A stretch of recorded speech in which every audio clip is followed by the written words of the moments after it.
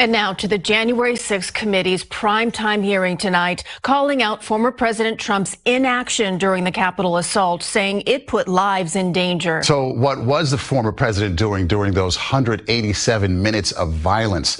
As rioters stormed the Capitol, the committee says the president was in a private dining room off the Oval Office watching it unfold on TV. That is where they say he sat for more than 2.5 hours, ignoring pleas and calls for peace. DEFIES 2's Dick Brennan here in studio with more on tonight's hearing. Dick.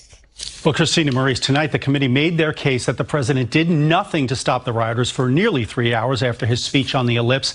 And they played recordings of transmissions about the Secret Service agents protecting the vice president, Mike Pence, that showed things were getting extremely urgent as they were trying to decide to evacuate the vice president. Keep the building. Hold. If we're moving, we need to move now. Stop me. If we lose any more time, we may lose the ability to leave. There is smoke. Copy. Clear, we're coming out now. Radio chatter of the Secret Service showed an increasingly desperate situation. What's good, guys? John here, ready. So this is what just happened, guys. Congress formally declared Trump responsible for inciting the January 6th attack, stating he broke his oath and violated the Constitution. Yet after all the dramatic pronouncements, they ultimately let him walk, run again, and return to the White House. It was the ultimate defiance that wasn't defiance at all. The moment Congress had the power to end his political career, but chose a stern letter and a slap on the wrist instead. When you really think about it, when you allow yourself to fully grasp the magnitude of what occurred, it is absolutely crazy what happened. Congress had every tool they needed to remove Trump from the political equation permanently. They had the evidence, mountains of it, documented and verified and presented in excruciating detail. They had the votes, at least enough to impeach him in the House with a significant bipartisan margin. They had Republican leaders openly admitting, as they worked to evacuate the vice president during the Capitol siege. In fact, it appears they were fearing for their own lives. There were calls to say goodbye to family members. They're running out of options. It sounds like that we came very close to either service having to use lethal options or worse. The committee described continued efforts to get the president to demand an end to the siege. In text to Trump's chief of staff, Mark Meadows, Donald Trump Jr. urged him to tell the president to condemn the rioting, saying he had to go to the mattresses. When you say go to the mattresses, what does that mean? It's just a reference for going all in. I think it's a Godfather reference. Audio from the Oath Keepers, a far-right group, showed how they reacted to a 2:38 p.m. Trump tweet where the president said, "Please support our Capitol Police. They're on our side." That's saying a lot by what he didn't say. He didn't say not to do anything to the congressman. House Minority Leader Kevin McCarthy could not get Trump to make a statement, so he reached out to the president's family. He told me he was getting really ugly over at the Capitol and said, please, anything you could do to help, I would appreciate it. In public statements and on the record that Trump was guilty of the charges against him. And instead of acting on that admission, instead of following through on the constitutional process to its logical conclusion, they chose theater over action. They chose the appearance of accountability over the reality of it. They chose to make themselves feel good about standing up to Trump without actually doing the hard work of holding him accountable. It was a moment of profound failure, a moment that would have lasting consequences for the country, a moment that we are still living with today. The context of this moment is essential to understanding just how significant it was. America was in chaos. The Capitol had just been attacked. People had died. Police officers had been beaten. The building itself had been breached and occupied by an angry mob. I don't recall specific asks, just anything you could do. Again, I got the sense that, they were scared. The president finally relented at 4:17 p.m. to make a statement, but the committee says he didn't stick to the script that was given him. They played outtakes of the recording. I know your pain. I know you're hurt. We had a election. Let me say, I know your pain. I know you're hurt. We had an election that was stolen from us. The next day, when recording an address to the nation, the president once again went off script and would not acknowledge he'd lost the election. But this election is now over. Congress has certified the results. I don't want to say the election's over. I just want to say Congress has certified the results without saying the election's over, okay? Now, the committee insisted Trump made that statement because he was at risk from being removed from office due to the 25th Amendment. In a statement earlier today, the former president said all he wanted Vice President Pence to do was send the electoral slates back to the states for possible retabulation and correction. Christine. Members of Congress had been forced to flee for their safety. The peaceful transfer of power, the cornerstone of American democracy, had been interrupted and threatened. And in the aftermath of all that, Congress had to figure out what to do about Trump. The answer they came up with was to impeach him again, making him the first president in American history to be impeached twice. This second impeachment was different from the first. It was more urgent, more directly tied to events that everyone had witnessed with their own eyes, more clearly connected to Trump's own words and actions. And significantly, some Republicans actually voted with Democrats on this one. 10 House Republicans said, yes, Trump did this. He crossed the line. He's got to go. 10 members of his own party, people who had supported him and defended him through countless controversies, looked at what happened on January 6th and concluded that it was too much, that the line had been crossed, that Trump needed to face consequences. Donald Trump was at the center of this conspiracy, and ultimately, Donald Trump, the President of the United States, spurred a mob of domestic enemies of the Constitution to march down the Capitol and subvert American democracy.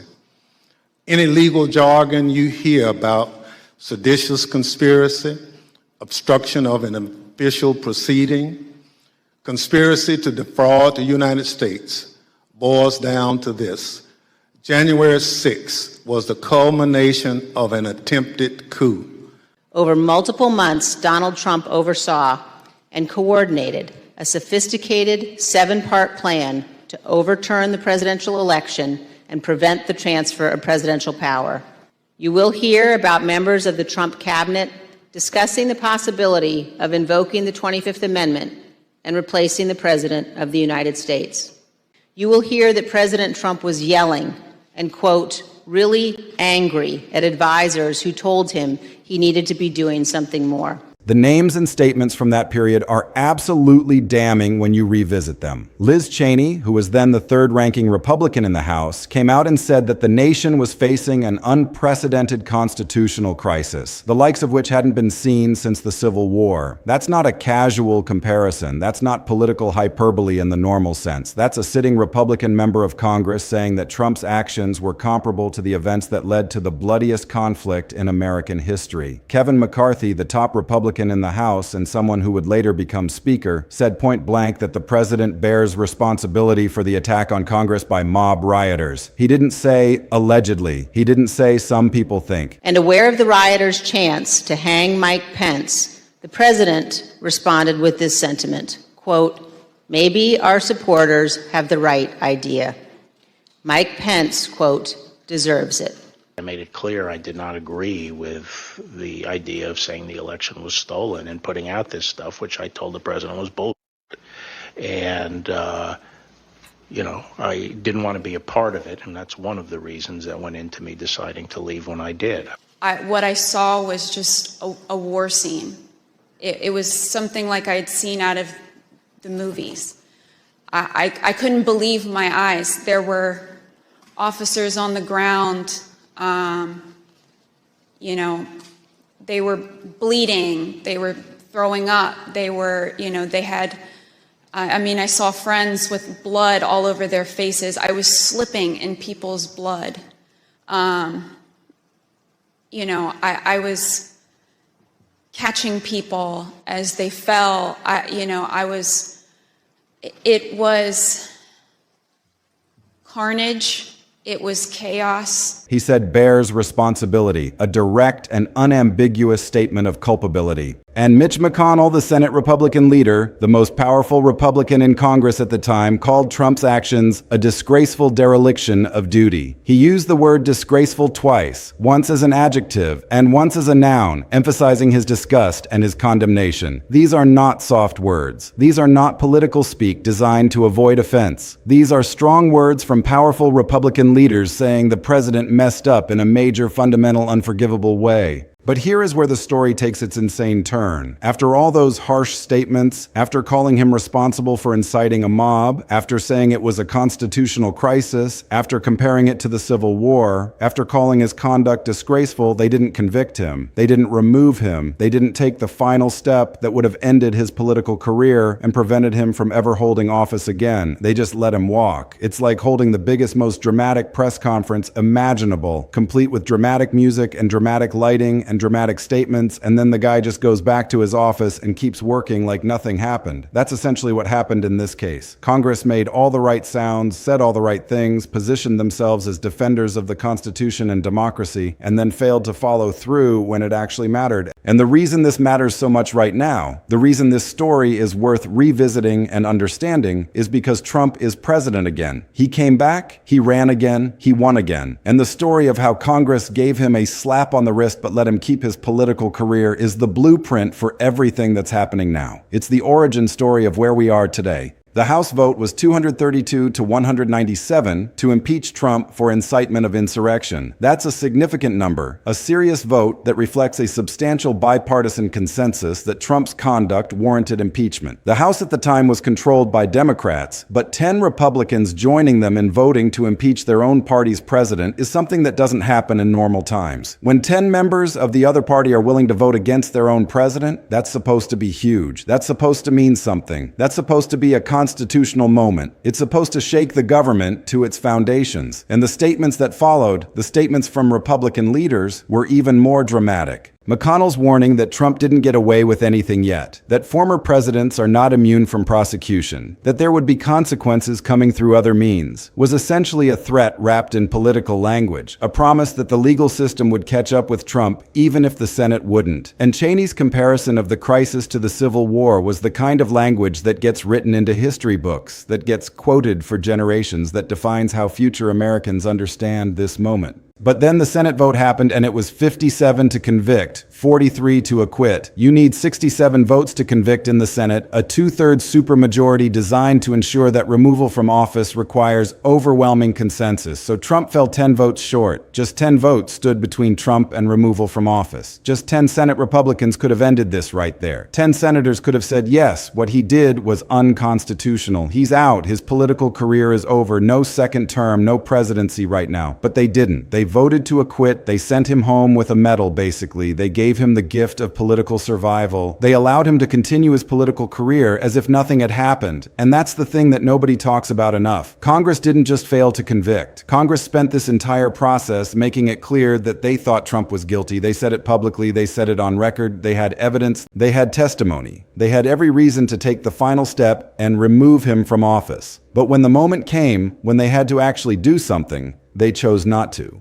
The absolute absurdity of this situation becomes even more apparent when you dig into the actual details of what happened in the days and weeks after the Capitol attack. The attack itself was terrifying and unprecedented. On January 6th, Trump supporters, following his rhetoric and his speeches, literally attacked the Capitol building while Congress was certifying the election results. People fought with police, windows broke, property was destroyed, people were hurt, members of Congress hid in their offices and were evacuated to secure locations. The building that symbolized American democracy was overrun by an angry mob. And in the hours after it all went down, after the building was secured and the threat was neutralized, Congress was back in session the same night. They certified the election results. They did their constitutional duty. And then they started talking about what to do about Trump. They couldn't just pretend this didn't happen. They couldn't just move on like this was normal. Something had to be done. Something had to change. Something had to hold the president accountable for his role in what had just occurred. So Democrats moved to impeach him for incitement of insurrection, a charge that directly connected Trump's words and actions to the violence that had occurred. They started building the case, gathering evidence, interviewing witnesses, putting together the articles of impeachment. They documented Trump's rhetoric, his claims that the election was stolen, his calls to fight like hell, his directions to march to the Capitol. They documented the timeline of violence and Trump's delayed response. They documented everything. And here's where it gets really interesting. A lot of Republicans immediately started distancing themselves from Trump. They weren't defending him. They weren't saying, oh no, Trump didn't do anything wrong. They were actually saying the opposite. They were saying Trump's got to take some responsibility here. Yeah, that was bad. Yeah, he shouldn't have said those things. But at the same time, they weren't going to vote to convict. It was like admitting your kid broke the window and then refusing to punish them. It doesn't make sense when you think about it logically. It's a contradiction, an inconsistency, a failure of moral courage. Kevin McCarthy's position is perhaps the most illustrative example of this contradiction. He's the Republican leader in the House. He's the guy who's supposed to be defending his party and his president. And he goes on record saying Trump bears responsibility for the attack. Responsibility, not allegedly responsible. Not some people say he bears responsibility. That's an admission. That's a direct statement of culpability. But then McCarthy is also like, but I'm not voting to convict. Cool. That's the move right there. You publicly say the guy's guilty and then you vote to let him go. It's the worst of both worlds. It's admitting fault without taking action. It's like saying you're sorry and then doing the same thing again. It's performative accountability without any real accountability at all. And this pattern repeated itself with other Republican leaders. They made statements condemning Trump. They made statements calling for accountability. And then they voted to acquit. They allowed Trump to escape the consequences of his actions. Liz Cheney's position was different. She was one of the most conservative voices in Congress, a Republican from Wyoming, a member of leadership, a woman with a famous political name and a reputation for toughness. She voted to impeach Trump. She actually voted for conviction. And she went on this whole thing about how America is facing a constitutional crisis. She said our nation is facing an unprecedented constitutional crisis since the Civil War.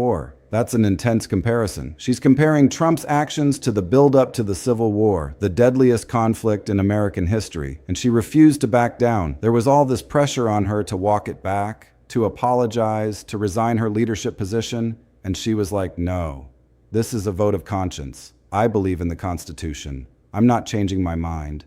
That took real courage. The kind of courage that most politicians don't possess. Cheney became a target after that. The Trump side of the Republican Party came after her with primary challenges, media attacks, public calls for her removal. She lost her leadership position. She eventually left Congress entirely. But at that moment, at that critical moment in time, she was standing firm. She was saying, this matters. The Constitution matters. Democracy matters more than party loyalty. Mitch McConnell's position is where it gets really interesting because McConnell is the Senate Republican leader, the guy who could actually control votes in the Senate. He's powerful. He's got influence over his caucus. He's the institutionalist, the guy who cares about the Senate and its traditions and its constitutional role. And in his statement after the Senate vote, his statement was absolutely brutal towards Trump. He says Trump's conduct was a disgraceful dereliction of duty. He uses the word disgraceful twice. That's not an accident. That's emphasis. That's a guy who is genuinely upset about what happened. And then he says something really important. He says Trump didn't get away with anything yet, and that former presidents are not immune. He's basically saying, okay, we're not convicting you in this impeachment trial, but you're not off the hook. There's criminal liability coming. There's civil liability coming. You're going to face consequences, just not through us, just not through this process. That statement is crucial. It's really crucial because McConnell is basically admitting two things at once. One, Trump is guilty of what he's being accused of. Two, we're not going to punish him through impeachment anyway.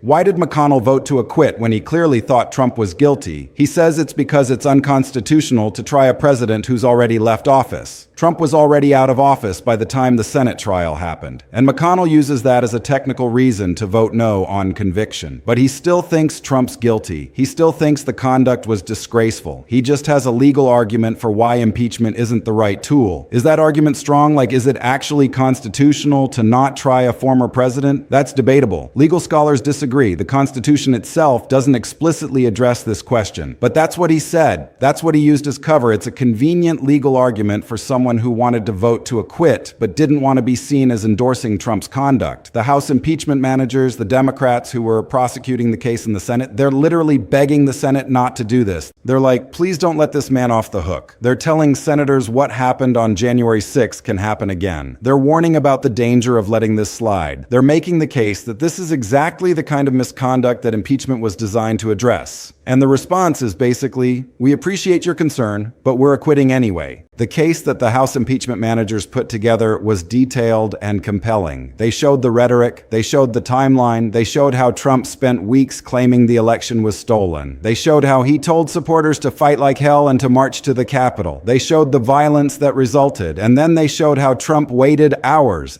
while the Capitol was being attacked, hours while police were being beaten, hours while windows were breaking and people were breaching the building. They built this whole case, and it was actually pretty compelling when you look at it. The evidence was there. The connection between Trump's words and the violence was clear. The responsibility was obvious. But the Senate Republicans looked at it and they were like, yeah, that's bad. He definitely shares responsibility, but we're not convicting. We're not taking the step to remove him from office. It's almost like Congress collectively said, we all agree he did it. We all agree it was wrong. We all agree it was a constitutional crisis. But we're not going to do anything about it. We're just going to tell him he was bad and send him on his way. That is the most frustrating thing about this entire situation, because it's not like they didn't have the power. They did. The House had the power to impeach. The Senate had the power to convict. They just chose not to use it, even though they thought Trump was guilty, even though they said so publicly, even though they had the evidence and the testimony and the documentation. They chose not to act. They chose not to take the final step. They chose not to end Trump's political career. And that choice has had consequences that we are still living with today. It has shaped our politics. It has shaped our institutions. It has shaped our understanding of what is acceptable and what is not. It has given Trump permission to continue his political career, to run again, to win again, to be president again. It has created a precedent, a dangerous precedent, that even if Congress thinks a president committed high crimes and misdemeanors, even if they're willing to say that publicly and on the record, they might still choose not to remove him. That's a guardrail that nobody's actually going to use. It's there for decoration only. It's there to look good. It's there to make people feel like the system works. But when the moment comes to actually use it, Congress doesn't use it. So what does all of this actually mean? What does this impeachment story tell us about Congress and power and accountability? The core of this entire situation is that Congress admitted Trump was guilty, but didn't convict him. The House voted 232 to 197 to impeach. The Senate voted 57 to 43 to convict. Everyone's making statements saying Trump bears responsibility. McConnell's calling his conduct disgraceful. Cheney's comparing it to the Civil War. And then they just don't convict. It's like a jury saying, yeah, we all think you did it, and then letting you go anyway. That's not justice. That's theater. That's performance art. It looks good for the cameras. It plays well in the news cycle, but it doesn't actually accomplish anything. It doesn't remove Trump from office. It doesn't prevent him from running again. It doesn't prevent him from becoming president again in the future. It doesn't provide accountability or consequences or justice. It's all show and no substance. The deeper lesson of this impeachment is that Republican loyalty to Trump outweighed constitutional principle. You've got Cheney, McCarthy, McConnell. These are serious Republicans. These are people who care about party. They care about conservatism. They care about the institution. They care about Congress. And they all had to face a choice. Do I follow the Constitution and vote to convict this guy, or do I stay loyal to Trump and my party? And most of them chose party. Most of them chose Trump. Some of them even changed their answer. Cheney voted to impeach and convict. Good for her. But she was basically alone. She became a pariah in the Republican Party for it. She lost her leadership position. She eventually left Congress entirely. And that's what happens when you break ranks with Trump. That's the message Congress sent through their actions. Be loyal to Trump or be destroyed. And most Republicans got that message loud and clear. They understood that crossing Trump meant the end of their political careers. They understood that they would face primary challenges, media attacks, and the full fury of the Trump base. And they chose to protect themselves rather than the Constitution. Nobody actually faced consequences for inciting a mob. Think about that for a second. If I incited a mob to attack a federal building, I would go to jail. I would face criminal charges immediately. I would probably spend years in prison. Nobody would debate whether I should face consequences. Nobody would say, well, maybe he didn't really incite them. Nobody would vote to let me go. But Trump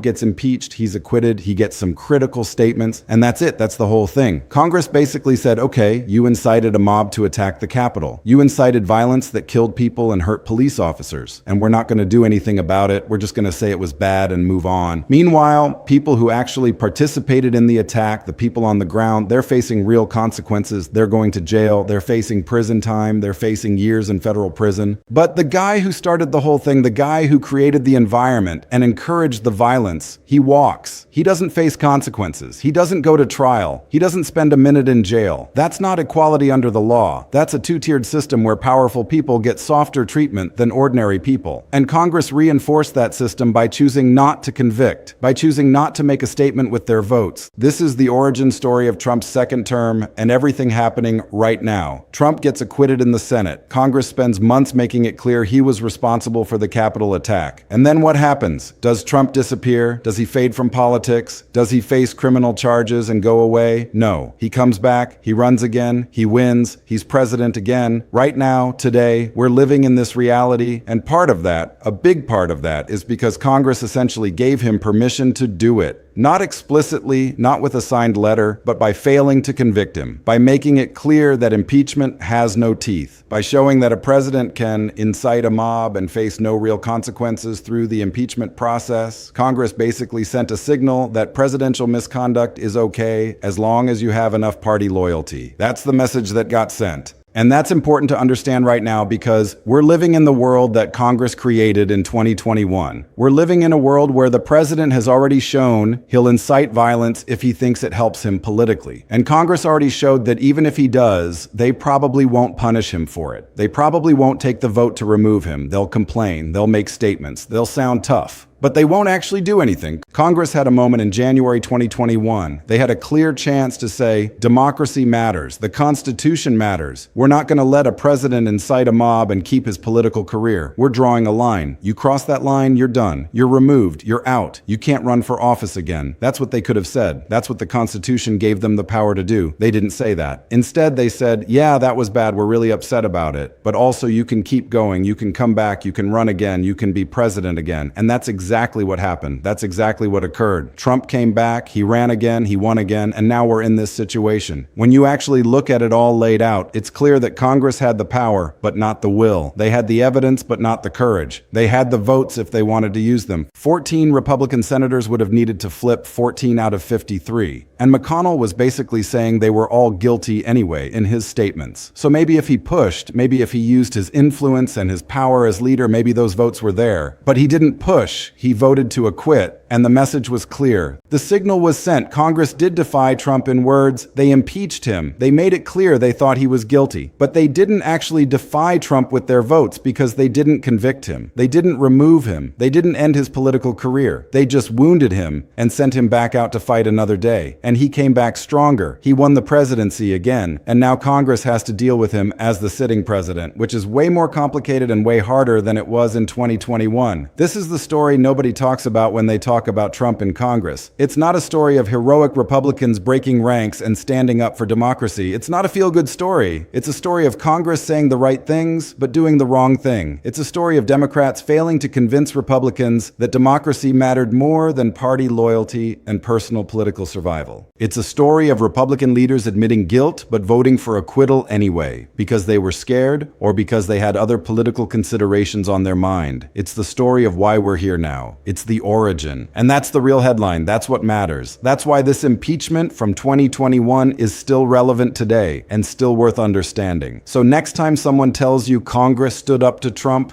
during impeachment, remember this? They said they stood up. They made statements saying they stood up. They went on television and said they stood up. But the votes told a different story and the actions told a different story. And the consequences, or rather the lack of consequences, told a different story. Actions, like they say, speak louder than words. Way louder. That's the lesson here.